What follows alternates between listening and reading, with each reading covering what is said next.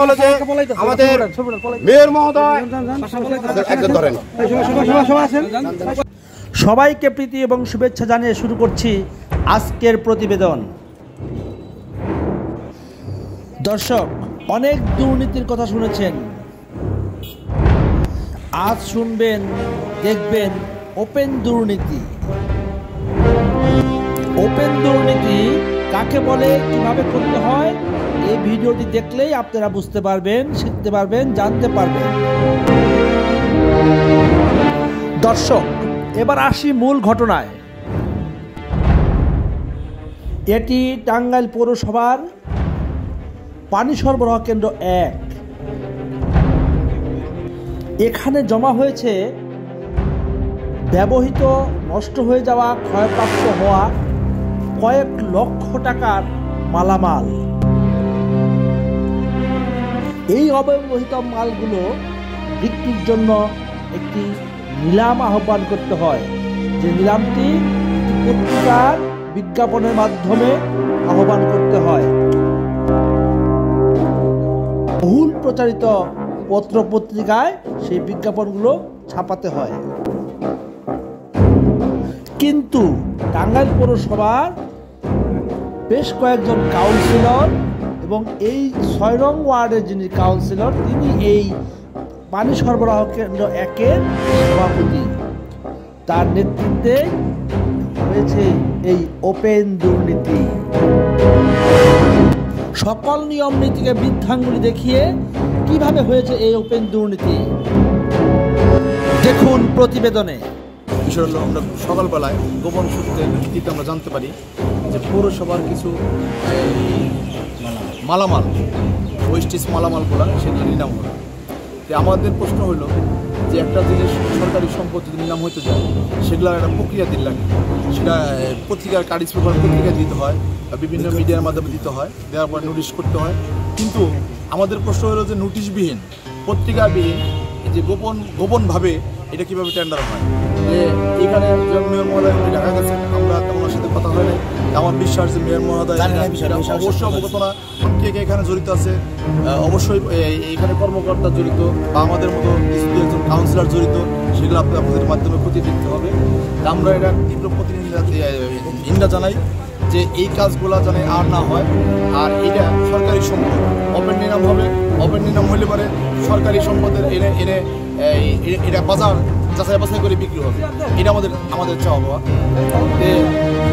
এতে পৌরসভা রাজস্ব লাভবান হবে। আমাদের দাবি এটাই যে গোপনভাবে যেন এটা না হয়। আমরা তার জন্য সকল কাউন্সিলর এখানে উপস্থিত হয়েছে, আরও কাউন্সিলর আসতেছে, যাতে এই দুর্নীতিটা না হয়। আমরা এটা মেয়র মহোদয়কে জানাবো যে আপনার মান ক্ষুণ্ণ করার জন্য, আপনার সম্মানকে এখানে পৌরসভায় দ্বিগুণিত করার জন্য কিছু লোক আপনার বিরুদ্ধে লাগছে। আপনি এটা সচেতন হন।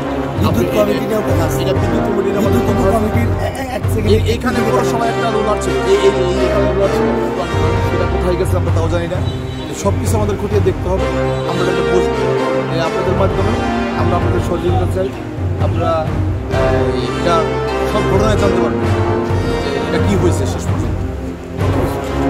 6 নং ওয়ার্ডের কাউন্সিলর এখানে সভাপতি, ওনার যে এই স্টোর রুমে যে সমস্ত মাল আছে, উনি এগুলো আমাদেরকে অবহিত না করে, মাসিক মিটিংয়ে না করে, তার নিজস্ব মতামতে 2-1 কাউন্সিলরকে সাথে নিয়ে উনি এগুলো বিক্রির পায়তারা করছে। তাই আপনাদের মাধ্যমে এই মেসেজটা দিতে চাই, আপনারা জাতির বিবেক এগুলো জনগণের সামনে উন্মোচিত করেন, যাতে করে জনগণ জানুক এই টাঙ্গাইল পৌরসভায় কি হচ্ছে।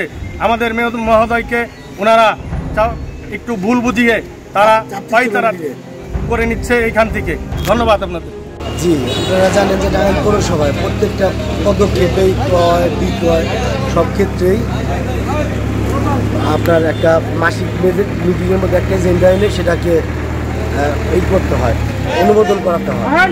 এখন এইটা আপনারা দেখবেন যে এটা আসলে অনুমোদন আছে কিনা, মাসিক মিটিংয়ে এটা অনুমোদন করানো হয়েছে কিনা, এটা কীভাবে করা হচ্ছে। আপনারা সাংবাদিক, আপনারা জাতির বিবেক, আমি আশা করি এই জিনিসটা খতিয়ে বের করে আমাদের মেয়র সাহেবকে কলঙ্কমুক্ত করবেন, তথা টাঙ্গাইল পৌরসভাকে কলঙ্কমুক্ত করবেন। ধন্যবাদ আপনাকে। কারা কারা যুক্ত এই ওপেন দুর্নীতিতে শুনুন টাঙ্গাইল পৌরসভার এই প্রকৌশলীর মুখ থেকেই।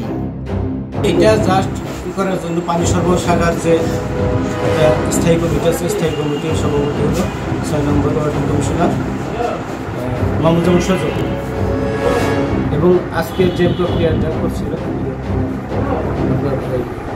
নিলাম্বিক প্রক্রিয়া, এটার জন্য একটা কমিটি করছে, সব কমিটি করতেছে আহ্বায়ক মোহাম্মদ সজল আর সদস্য সচিব এই পৌরসভার বিজয় নগর থাকে। এবং আর দুজন হলো দুজন কাউন্সিলর আছে। নাম কি তাদের? আমাদের একজন হলো প্যানেল মেয়র 1 নম্বর, তারপর প্যানেল মেয়র 2 নোমান সাহেব, আর কাউন্সিলর আব্দুল্লাহ বাদশা। এই 5 সদস্যের একটা কমিটি করছে। এই কমিটি যাবতীয় কার্যক্রম সমস্ত যা কিছু করা এই কমিটির নির্দেশনা করছে।